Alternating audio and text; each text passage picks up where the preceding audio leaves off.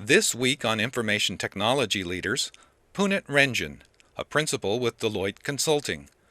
Now, here's our host, Laura Schildkraut.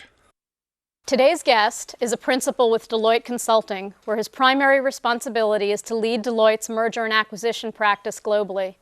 Under his leadership, the M&A practice has experienced explosive growth in the last years, growing 100% over last year. Among his peers, he's most admired for his ability to quickly assess the most complex situations, his drive, his intense focus, and finally, he's admired for his wardrobe. Please welcome Punit Renjen.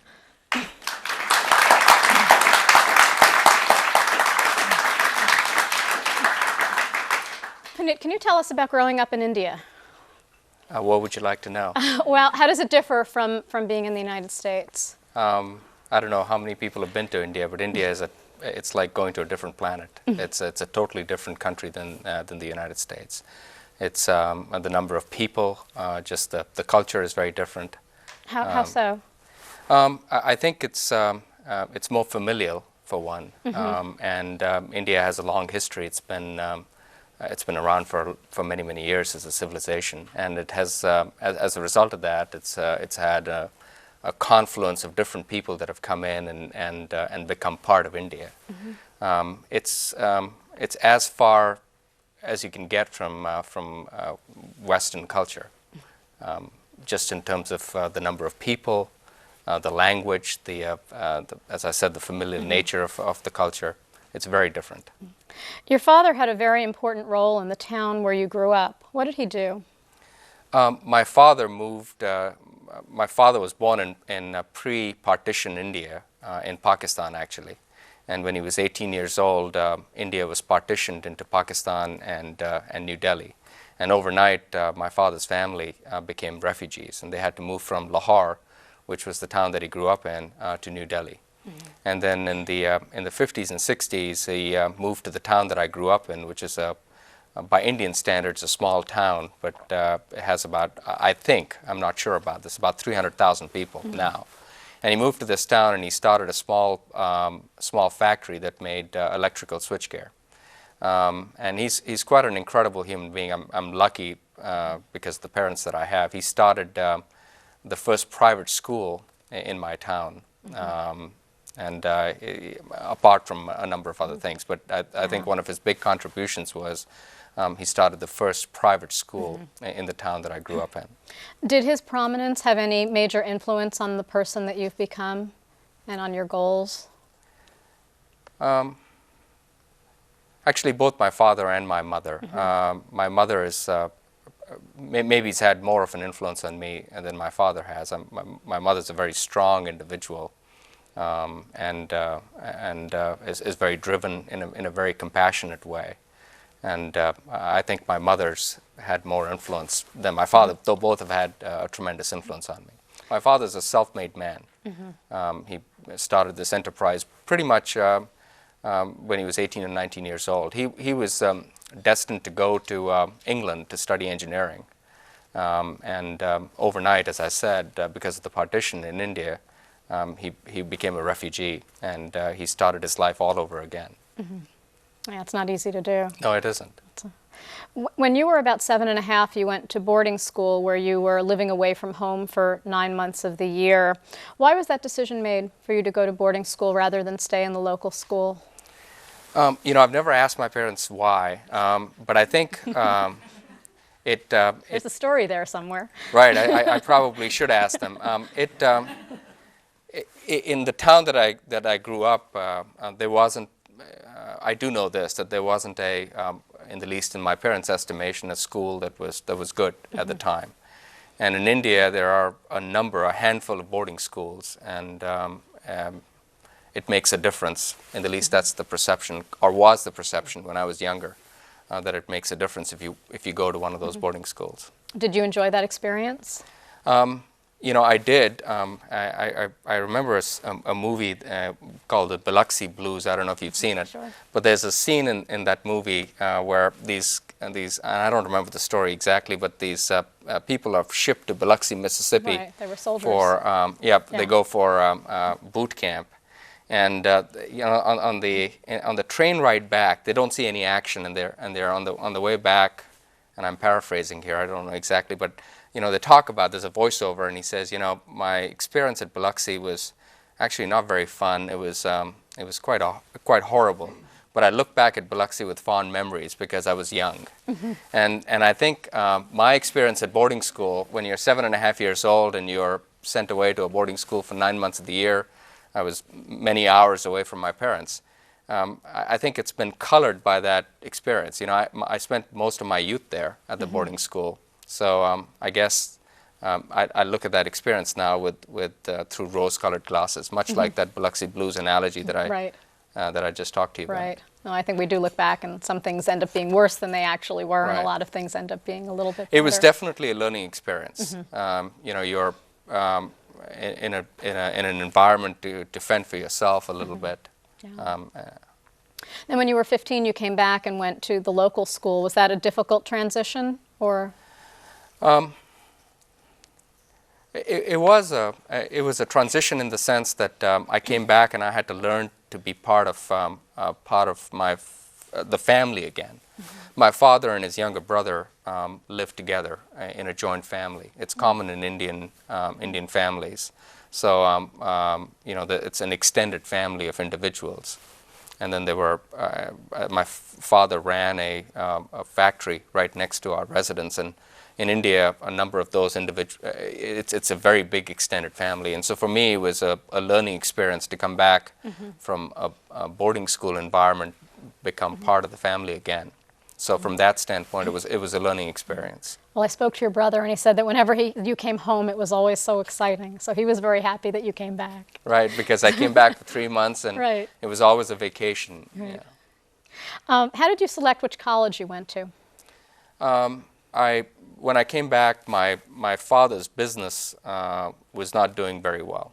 And to be frank with you, my father couldn't afford to send me to any other college, so I went to the college in my local town. And what did you decide to major in? Economics. Was there anything about the college experience you wish you'd taken more advantage of, looking back through those, whichever glasses we decide to put on? I wish I'd worked harder. Academically? Yep. But I suppose socially. I enjoyed my college experience, but if I had to do it over again, I wish I'd worked harder than I did. How did you get your first job after college? I answered an advertisement. There was Usha International, the company that I went to work for, is an Indian multinational, makes sewing machines and electric fans, ceiling fans, generators, and the like. And every year, I think they hire a certain complement of students who've got undergraduate degrees as in their training program. And it's actually quite competitive. And so there was a job ad, if you will, in the newspaper, and I responded back to it, and actually quite naively went for the interview. I remember going for the interview, and I walked in there, and most of my fellow students that were being interviewed were in a suit and tie or had a tie on. And I remember riding up in a local bus from my town, which is 40 miles west of New Delhi. And 40 miles in India is a 2.5-hour bus ride. So I was all sweaty and grimy by the time I get to this interview, and I didn't have a tie. I was in a pair of jeans. And so I get there and I see all these kids with all these fellow students with ties. So I borrowed a necktie and went for my first interview, I guess. Yeah. And if you got the job and the person you borrowed it from didn't, they probably wanted to strangle you with that necktie. I guess. I don't know if they did or not, but I certainly did. And what skills did you attain during that experience that were sort of important to you moving forward? I think self-confidence more than anything else. I don't. It's hard for me to. I don't remember exactly as to what type of skills, but definitely self-confidence. Moving away from home again and starting a job. I guess the paycheck was great. Yeah, it's sort of a nice surprise, isn't it? Exactly. And then, what did the Rotary Foundation scholarship enable you to do? Come to the States. I think that was the best thing. I'm always thankful to Rotary for giving me that opportunity. I'm certain that if it hadn't been for them, I would have never come here to the States. And it's the best thing that ever happened to me. How did you select the United States? I believe that at that point you could have selected any country, really, that they had an affiliation with. You can, though my reasoning was to select an English-speaking country. And you get a choice of, I think, 2 or 3 countries. I don't remember exactly now, but I think I selected the U.S., Australia, and the United Kingdom. You ended up going to a school that you'd never visited before. Was that sort of scary? Actually, I'd never stepped out of India before I came to the United States, so it was quite an experience. The fact that your aunt was there, did that have any impact on your decision to select that school? It did. To go to? It did. And then you lived with her and her family for a year. Was that kind of a different kind of experience, or was it a nice sort of helpful transition? Both. It was a nice transition. It was nice to have her there, but it was difficult. I'd never washed dishes in my life, and you know, coming to America for somebody coming from overseas, especially India, where some families have domestic help, and our family did, it's a different experience. I mean, you've got to do everything for yourself. Yeah, I've got most of my family is in Argentina, and I actually find it awkward when I go over there and they have other people to wash dishes for you. I end up feeling very uncomfortable with that. I think you do end up taking a lot of that upbringing with you. Right. And were you glad that you had some work experience before you ended up going for your MBA? I was, yes. I think it made my experience that much better. In what ways? I had a point of context, if you will. It wasn't just an academic exercise. I could actually apply what I was learning, or in the least, and look at what I was learning in the context of my work experience. How did the university situation in the United States differ from the academic institutions in India? You know, as I said at the start of this interview, India and the United States are extremely different countries. I came in 1984, and I think India has changed quite a bit in the 16, 17 years that I've been away. But when I came, it was even the contrast was even more drastic. In India, most students study for the entire academic year, and then they're tested at the end of the year. And you have three-hour exams. In the United States, you're tested, you know, right through the semester. And in Indian universities, it's basically learning your coursework and then repeating it back. And I guess to answer your question specifically, it's in the U.S. it's more layered, I guess. You know, there are multiple things that you're tested on. The learning is more involved. There's class participation required. That doesn't exist in India. And were there major challenges for you in pursuing a degree in a foreign country where I know your English was strong, but it still wasn't your primary language?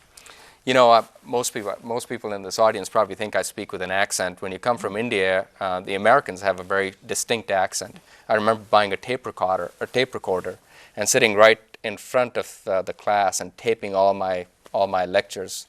And I know that my classmates thought I was a geek. I mean, I just sat right there and I tape recorded everything, and then cycled back home to my aunt's house and listened to the lectures all over again so I could catch every word that the professors were saying. So the lesson that you had from not working hard enough in college clearly didn't translate to your MBA. It sounds like you worked very hard. I did. During the MBA. Especially for the first several semesters. Yeah. Until Right. I won't ask what happened then. And what was the recruiting process like when you finished your MBA? I actually very aggressively and proactively went looking for work. I really wanted to apply what I'd learned in MBA school and have an opportunity of applying it in an American context. So I wanted to, in the least initially, just have the opportunity of staying in the United States for a short period of time, so I could apply what I'd learned. So I proactively went to look for an internship or a job. And what were some of the companies that you considered? It was a variety. I was interested in consulting. I looked at a number of. I talked to Booz Allen Hamilton, which is a competitor of Deloitte, and Touche Ross, which is the precursor to Deloitte. I also talked with Citibank. So there was a variety of firms in the financial services and the consulting realm. And how did you select Touche Ross? They paid me the most money. Okay, was it really just about money, or was there? It was. I mean, it was the best offer I got. It was in Portland, Oregon. I really enjoyed the people I met. I think I answered a little bit in a glib fashion. It was the most money at the time. Because one of the things that I always will counsel students is that you want to obviously look at the money, but then there are other things that are important. That is true. But to be frank, but not for you. Well, it was true for me as well. But I'd be naive and not entirely honest if I suggest that I knew what a consulting career was about. I really didn't. And in hindsight, I was lucky and glad that I ended up with Deloitte & Touche and Deloitte Consulting. I think it's an amazing place to work, but I'm biased. And I've learned a lot. I think I said this to you when you and I talked a number of days ago. I think consulting, any profession really, is a little bit like being a craftsman. And when you enter a craft trade, you get better from experience in doing. And I think Deloitte Consulting's provided me the opportunity to actually become better at what I do. But when I entered consulting, I really had a very naive idea as to what it meant to be a consultant. What did you think it meant? I don't know really. It was a long time ago. Yeah, it was a long time ago. I knew that it was a stimulating and challenging environment, and I think that's been absolutely true. But there's so much more to consulting. It's a very layered profession. What was your first role when you started with the company?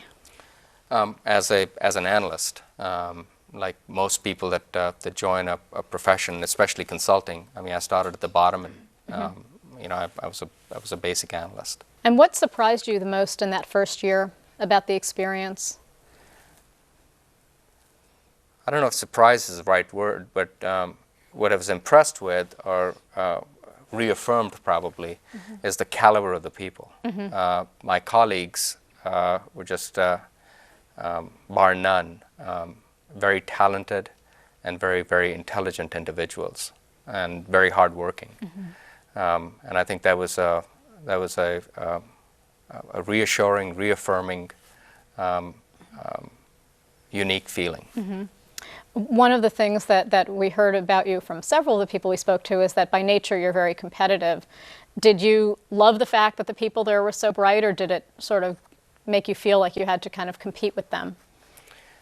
I actually rather have them on my team than have them in a competitor's team. Right? I think it's an extremely stimulating environment. Were there any sort of special challenges that you faced because you weren't an American in starting a career here? No, not really. I don't think I did. Can you tell us about one of your earlier projects that sort of had an impact on you? Well, I did. I worked on a project that we did for the state of Hawaii. We did the strategic plan for marketing for the state of Hawaii. And I remember being assigned on that project, and all my colleagues thought, wow, what a plum assignment. And I've got to tell you, it's probably one of the hardest assignments, because every Monday morning or every Sunday night, you are on an airplane headed to Honolulu, where everybody's in aloha shirts, and you've got your computer laptop, and you're working right next to Waikiki Beach while everybody's having a good time, and you're cranking out work product. So it was an interesting experience. Yeah, talk about discipline. Yep. To be able to stay focused. As your career moved along, you began to focus on re-engineering. Can you tell us what re-engineering is and why it's important for companies to undertake re-engineering projects? I actually, in 1993, I think, was assigned to lead a team within Deloitte to develop Deloitte's re-engineering offering. And it was a very good experience for me, because I got to go and develop something from scratch. Most American companies have gone through re-engineering, where they've taken what used to be functional silos or enterprises that were run in a very functional way, and turned it on its side, if you will, and have really taken a process view that is focused on satisfying a specific customer need. And it's easier said than done, especially for large, complex corporations. What it's allowed corporations to do is concurrently reduce costs, increase cycle time, improve customer satisfaction. And so I think as a phenomenon, it's been quite a paradigm change for American business. I think it's now so ingrained in the way American corporations and actually world corporations are run that it's just become part of the way that they operate on a day-to-day basis. Yeah. But at that time, when it was much more of a sea change, much more of a shift, did you find that most companies tended to be more welcoming, or did they tend to look at you a little nervously when you guys showed up and started the projects? I think it was a little bit of both, and every project has a little bit of both because Deloitte and other top-notch consulting firms like Deloitte are usually hired to help clients make exponential change happen. And whenever you have a change effort underway, it has multiple elements to it. There's always the promise of taking a corporation from where it is today to a place that's a quantum change. But there's also the element of for individuals in the corporation for being a little uncertain. Change always brings a lot of uncertainty. So I think to answer your question specifically, it has both of those elements. I don't think it's unique for reengineering. Reengineering was just a phenomena at a point in time, but all change projects, whether it's a large merger or it's a large information technology project, anything that changes the way work gets done in an organization or impacts individuals has both an element of promise as well as an element of uncertainty, and it has to be managed with both of those in mind. Did you realize going into that how important the people were going to be to making these things successful, as opposed to just focusing on process? Actually, to be frank with you, the people side, or the softer side, as is often referred to by consultants, is always the harder side. I do a lot of mergers and acquisitions work now. 70 to 80% of all mergers fail to deliver value. I mean, that's known fact. I think it's gotten better over the last number of years, but a preponderance of that is because of the way that corporations integrate, and an even larger portion of that is because of cultural and people issues.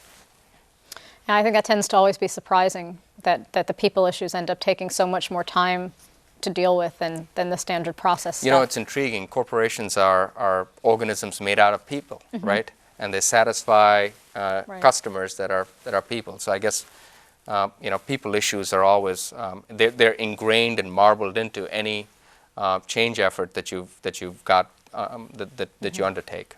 Yeah. I wanted to talk a little bit about how you organized some of the projects. I know that on one that was particularly complicated, you set up something where every night you had a sort of a meeting with the team leads to continue to move things forward. How did that work, and why was that effective to have that kind of continual feedback?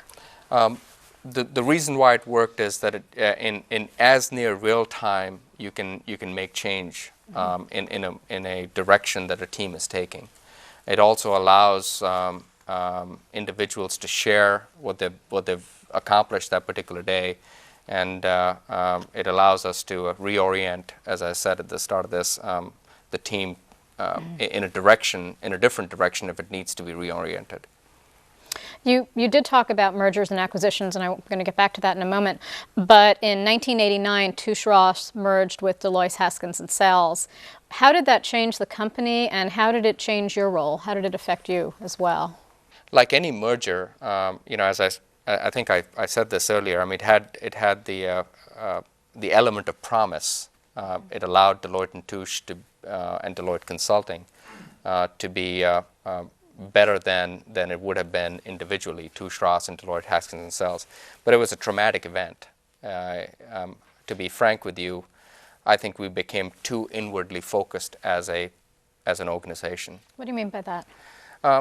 You know, as I've said, merger or an acquisition always leads to tumult, and I think we became too focused in the way that we were organized, in some of the internal workings of the firm, and we lost for a period of time some of our external customer client focus.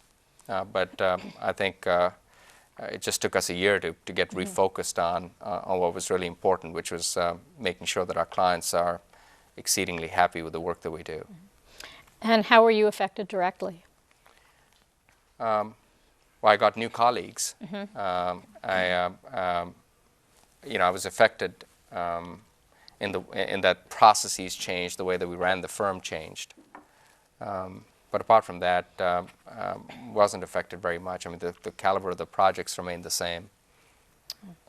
When you were talking before about mergers and acquisitions, I think sometimes when people hear that term, they tend to think first and foremost about the deal, getting the companies to agree to work together and getting it approved and getting it started. But it's clear that the real work starts after the deal is made. And I know that as part of your responsibility, you deal with the full merger and acquisition life cycle. Can you sort of tell us about the different phases of that cycle and what are some of the challenges along the way? Sure. The M&A life cycle really has 4 distinct phases, I think very modularly. I mean, there's the M&A strategy phase, there's the target screening phase, there's what we call transaction mechanics, or which has an element of due diligence, setting up the integration. And then the 4th and by far the most important phase is integration. You're right, most corporations do a very good job in the first 3 phases of the M&A life cycle. They're good at deciding as to what companies, as to how the M&A component fits into their overall strategy. They're good at identifying targets. They're good at due diligence. They're good at doing the deal. And then most entities, till recently in the least, have done quite a poor job in the integration phase. As I said a few questions back, about 70% of all mergers fail to deliver value. A preponderance of that is because of poor integration. Deloitte and Deloitte Consulting focuses on all 4 phases of the M&A life cycle, as I explained. Deloitte Consulting's major focus is in the integration phase. That's where we specialize. That's where we add most value.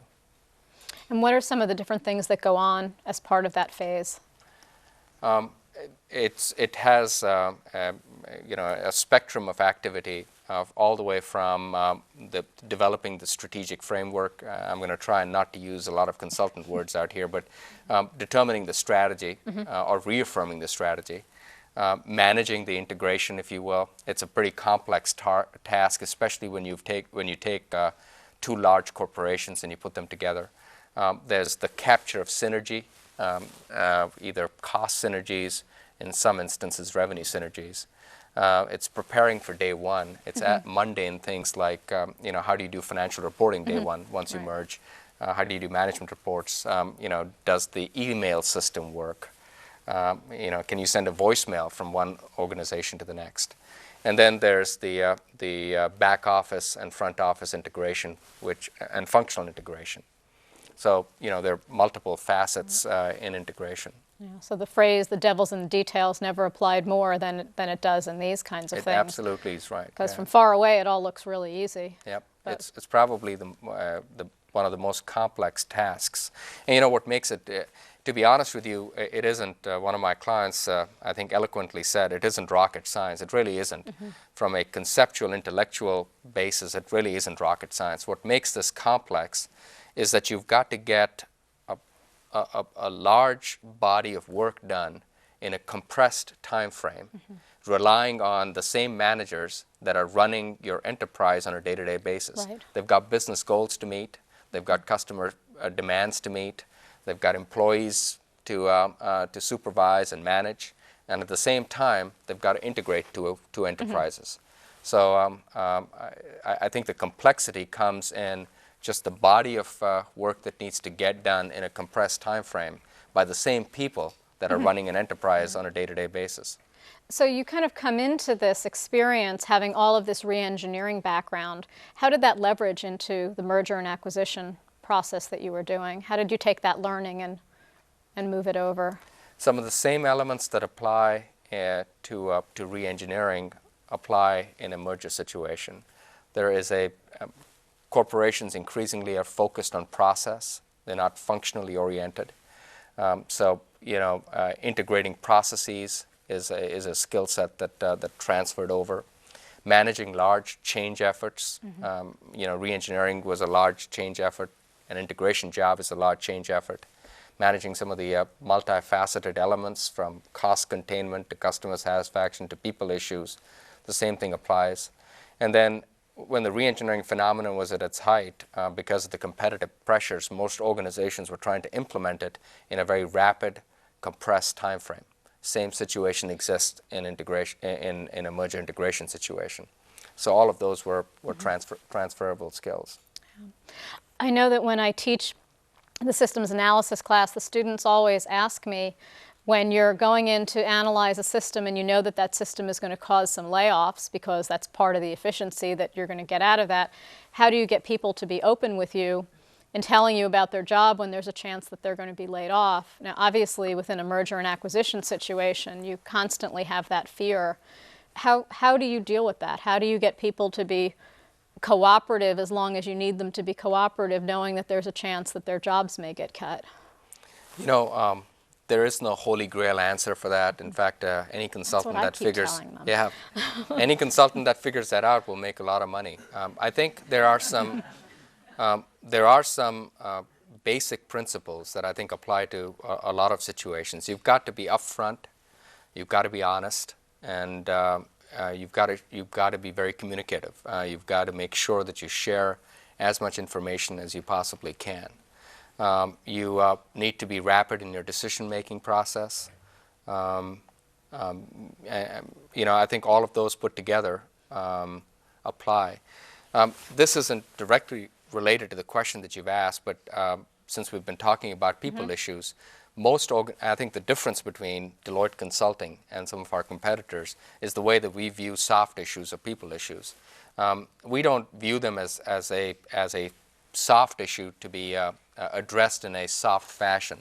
By that I mean, we don't, while we subscribe to getting people together and getting them to talk and do some of the softer elements, what we try and do is we view culture and people issues as a business issue, and we take specific business events and we model behavior around those business events. Actually, there's multiple other things. We first start by understanding as to what the differences are between two organizations. We figure out as to what the destination needs to be, find the delta, and then take specific business events, whatever those business events may be, and then model behavior and use incentives or disincentives to reinforce behavior. So it's a very, in some respects, a hard way to look at a soft issue. Yeah. Which is great, because you end up not looking at it as an afterthought. You end up looking at it as one of the most critical elements in the success. Because if you don't do that, no matter how well you do the rest of it, it's just not going to work. Right. You've told me that starting the merger and acquisition practice was one of the hardest things you've ever done. Why was that so particularly difficult? It was the hardest and probably the most rewarding as well. It was hard because we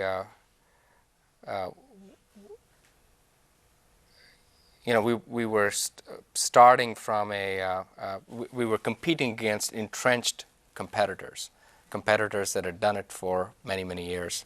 And actually, to be honest with you, Deloitte Consulting had done some fashion of M&A work, integration work in the past. It hadn't been ever put together in a very coordinated way. So there were really two elements to it: putting a set of thoughtware together that was distinct and unique relative to our competition, and then convincing our clients that hiring Deloitte would give them would give them an advantage that was greater than what our competitors would have. But there was also the internal marketing, making Deloitte's a meritocracy. There are more ideas in the organization on a daily basis, and to be honest with you, the best idea is the one that sustains. And for any initiative like merger integration, you have to compete internally to ensure that your idea is as good as a number of other ideas, and you can get the rest of your partners to focus on it. And so I think there's an internal challenge always in a consulting firm, because especially in world-class consulting firms like Deloitte, where you're always competing with some already very good ideas. So the hard part was not only the external convincing clients that we could add value greater than our competitors could, but also convincing individuals within Deloitte that the idea and the thoughtware that we had put together was something that would add value to our clients. Yeah, no, you must be real proud of where it's come. I'll say one more thing. To be honest with you, it was a team effort. I just happened to have the title of leading the effort, but I probably deserve very little of the credit. A lot of the credit goes to the managers and senior managers that actually did most of the work. I wanted to talk next about sort of the discipline of consulting, the profession of consulting. You moved from associate consultant to senior consultant, and then to manager and senior manager, and then eventually to partner. What are some of the key differences in those roles? I think we hear the names, but I'm not sure that we always understand some of the differentiations. There's a commonality. I mean, I can talk about Deloitte because that's where I've spent most of my career, all my career.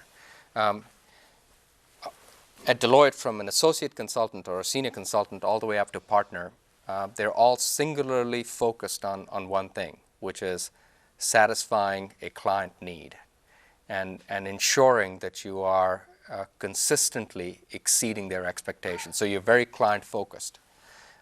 Every professional in at Deloitte is focused on satisfying a client need. So there's a commonality there.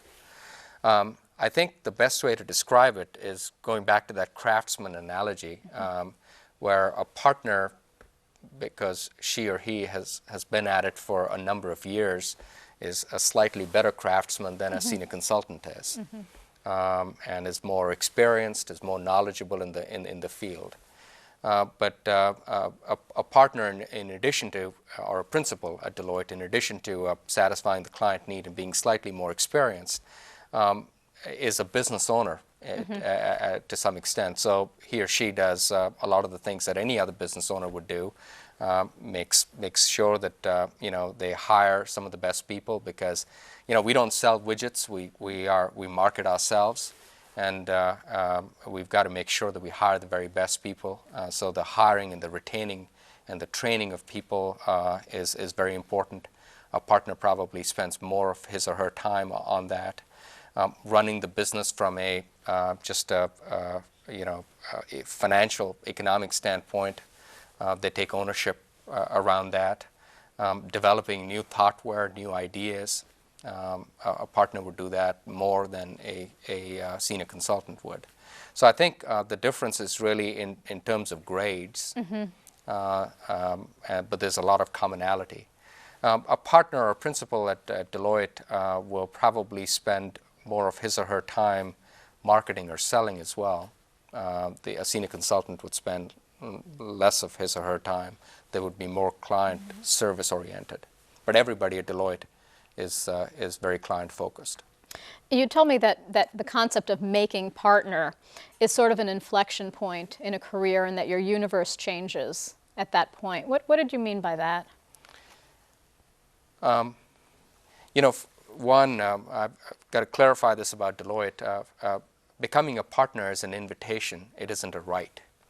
And I think that's a subtle distinction, but it is an important distinction. I think it's, in some respects, is a pretty amazing feeling. You're joined at the hip with 500 other people across the globe. I don't know what the right number is. Jane and Yep, 500 people across the globe, and you implicitly and explicitly trust them. Any action that somebody takes in Singapore impacts Jan and me in Seattle or Portland, Oregon. So it's a reassuring as well as an amazing feeling. But you also become a business owner. You like any other business owner, have a tremendous responsibility to make sure that your business thrives, and that you leave Deloitte Consulting a better place than when you joined it. So there is that added responsibility that you don't have as a manager or a senior manager. I know that a lot of our students are interested in going into consulting, and probably like you, they understand, like you back when you decided you wanted to follow that course, they understood some things about it, but not all of it. What are some of the skills that you think students or potential hires need to become good consultants? What are the skills that you look for?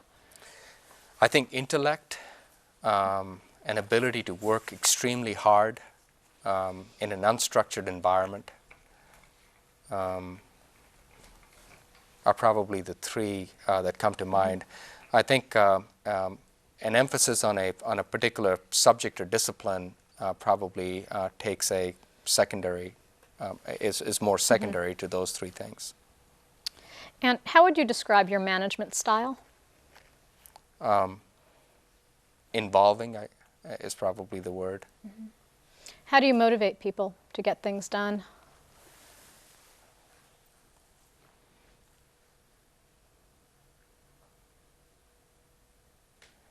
You know, the reason why I paused was I was trying not to come up with a trite answer.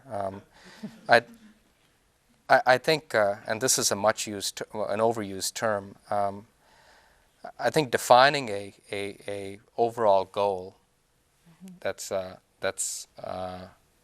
reaching in that it isn't easily attainable, and then empowering, and this is the overused word, and then empowering people to actually go try and get it, and ensuring that when they have a misstep that you're there to help them along is probably the way to. I mean, you know, to be frank with you, most of the people that we hire at Deloitte are extremely smart. They're self-motivated. They're very hardworking, and you've got to, much like a racehorse, you've got to make sure that you give them the space to develop and mature and accomplish. So I think most of my partners would say the same thing. I mean, it takes an element of defining the ultimate destination and then empowering people to actually go to achieve it. Which of your skills do you think have been the most important in your success?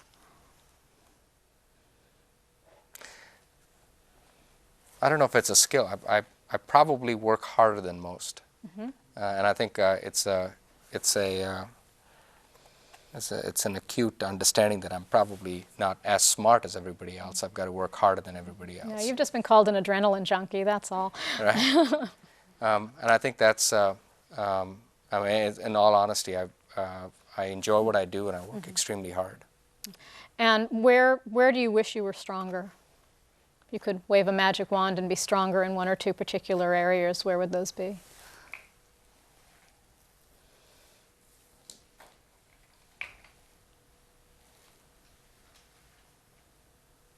I guess if I could work harder. Not sure that's possible. How do you handle stressful situations? You know, very little stresses me. I think part of becoming, you know, we've talked about this analogy of being a craftsman. I think as you stay in the consulting profession, you've got to get comfortable with being uncomfortable. It's a constant state of flux. My administrative assistant kids me. I mean, on a daily basis, my schedule changes in terms of where I'm going to be. Every week is a different location, and every project is very different in terms of the dynamics, what you've got to achieve, the people issues.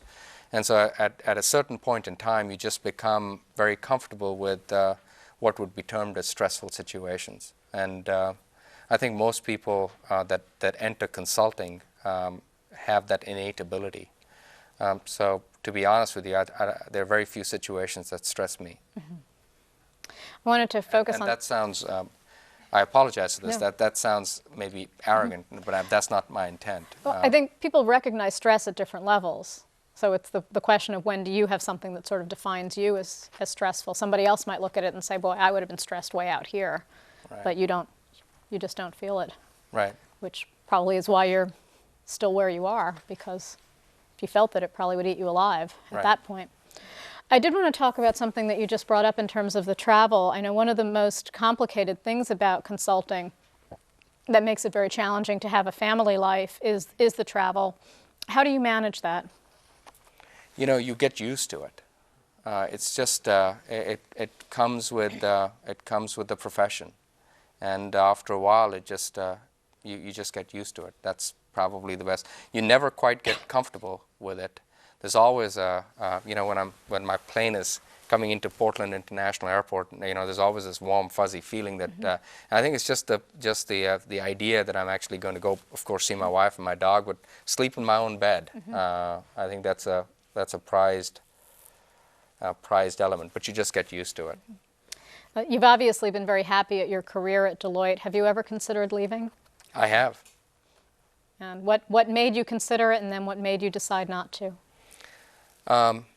What made me consider it, just before I made partner, a number of firms recruited me pretty heavily. A number of firms recruit me now, but a number of headhunters you know, recruited me, and I think it is an inflection point. The term that you used, you are basically making a commitment, much like you would a marriage with a number of other individuals, and so it's a normal point for people to think about ensuring that they're making the right decision for themselves. The reason why I stayed at Deloitte was, to be frank with you, the culture and the people. You know, this sounds like an advertisement. The truth is that it is factual. Deloitte was rated by Fortune as one of the best places to work, and that's so true. Relative to none of our competitors, or I think one of our competitors has made it onto that list. But it really is a wonderful place to work, and it's the culture and the people that I didn't find at other consulting firms that I was looking at. What do you think you'll do when you decide to retire from consulting? Sleep. You know, sleep deprivation is a constant. You know, I haven't really thought about that, to be honest with you. But sleep for sure. I'm learning to care for prostate cancer patients at a UW teaching hospital. I study cancer cells from those same patients in the lab. Being able to study the disease, care for patients suffering from it, and research new ways to diagnose it helps me to see the whole cancer care picture. I'm researching a way to isolate a patient's cancer cells. Then we can determine how to treat them effectively and increase a patient's chances of survival. That would be so exciting. Salmon have to overcome incredible odds to survive. Sometimes people can help. I led a research project on flow rates in a local stream.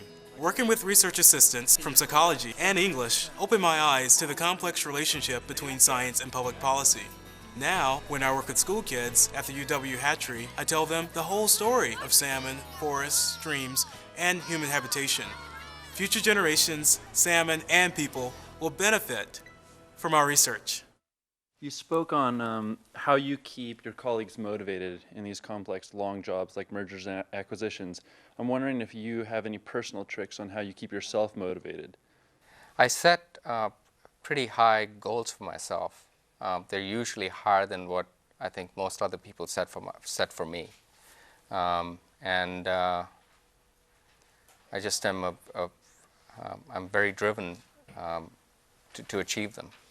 I'm a goal-oriented individual, and I just am very driven to achieve those goals. Apart from that, I mean, I really enjoy what I do. I really do, and I think, you know, a number of you probably are interested in consulting. I think my only advice, and I hope that I'm a few years older than you, so I have the right to give you a little bit of advice. But my only advice is pick something that you will thoroughly enjoy, whatever that may be. And I think if you do that, you will, to answer the first individual's question, you'll probably survive in it, and potentially, maybe you'll thrive in it. I mean, I usually don't say this, but if I wasn't paid a lot of money, I would still do what I do. I hope some of our managing partners don't see this program, because my units may get cut, but I would still do what I do. I'm surprised on a yearly basis as to what kind of money I make. I mean, I just am absolutely surprised. I would do it for 1/10 of what I make. Yeah. So, just find something that you really enjoy, and I think you'll thrive. The first question is how did you discover that you wanted to be a consultant, like the strengths and the weaknesses that you may have had before you made the decision to actually seek a consulting career? How did you discover that? How do you know? To be honest with you, I just kind of fell into it. I mean, that's the honest truth.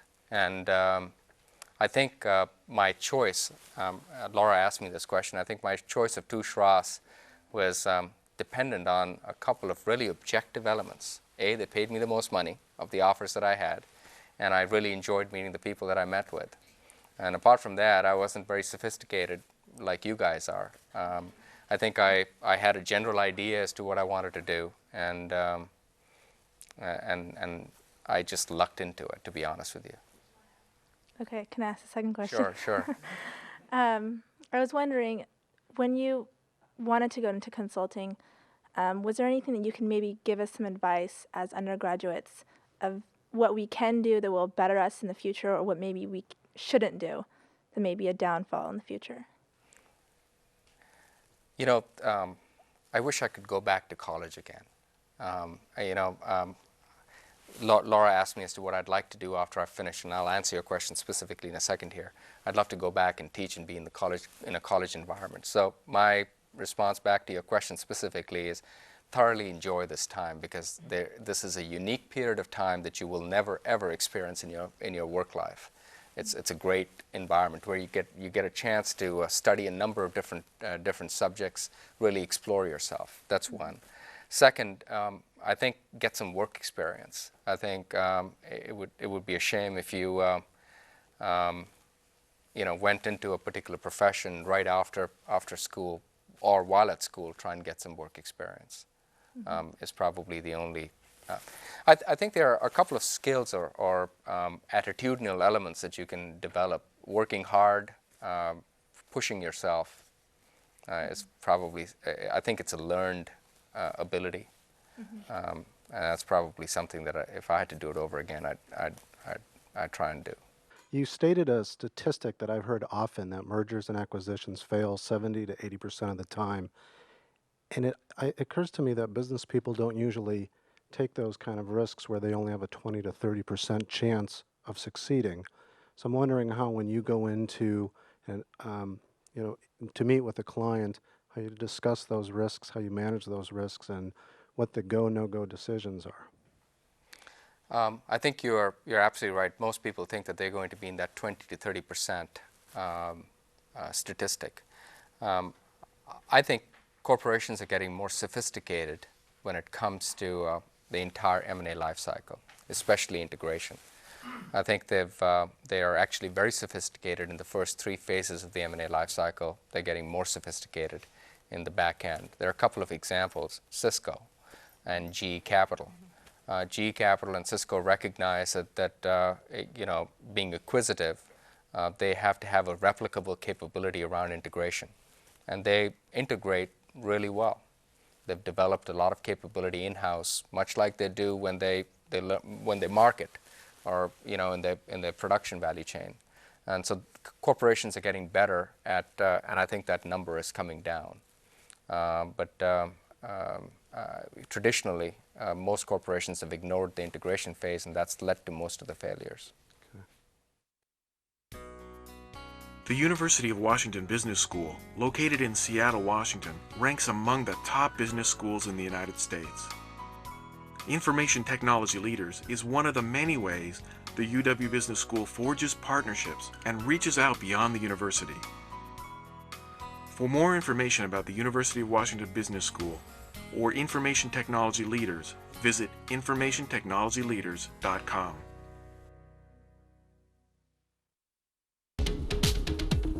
It was a little intimidating at first, a sophomore working with so many PhDs.